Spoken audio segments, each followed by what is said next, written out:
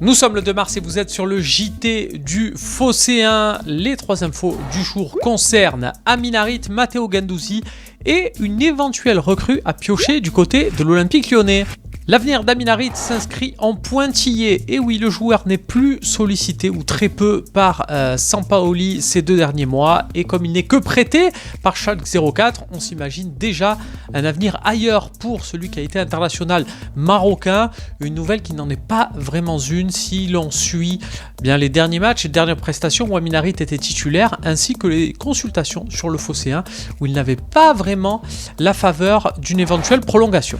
Matteo Guendouzi et Pablo Longoria étaient sur le plateau de Rotten sans flamme délocalisé mardi soir à la commanderie. L'occasion pour les journalistes de la chaîne de radio de leur demander, de les pousser à s'expliquer sur la transformation du contrat, puisqu'on rappelle que Matteo Guendouzi est encore que prêté à l'Olympique de Marseille.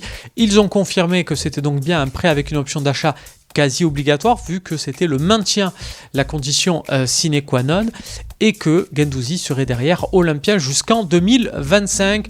Là encore, une nouvelle qui n'en est pas une, car on sait comment marche le marché des transferts. Il suffit qu'un club se pointe cet été et propose une somme qu'on ne peut pas refuser pour Matteo Guendouzi, et ce contrat jusqu'en 2025 ne vaudra plus grand-chose, mais on n'en est pas encore là.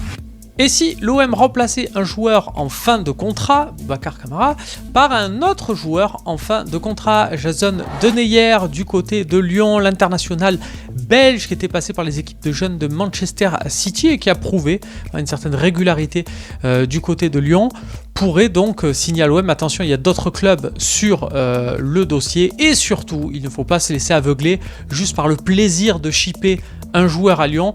On rappelle que le dernier joueur en fin de contrat à Lyon qui a signé à l'Olympique de Marseille, c'est Henri Bedimo. Vous le savez, une info concernant l'Olympique de Marseille peut tomber à tout moment. Alors pour être au courant le plus rapidement possible, on passe par les réseaux sociaux. Il y a YouTube, Instagram, Facebook, Twitter. Vous trouvez sur ces 4 supports le Phocéen sans difficulté. Alors abonnez-vous et activez les cloches.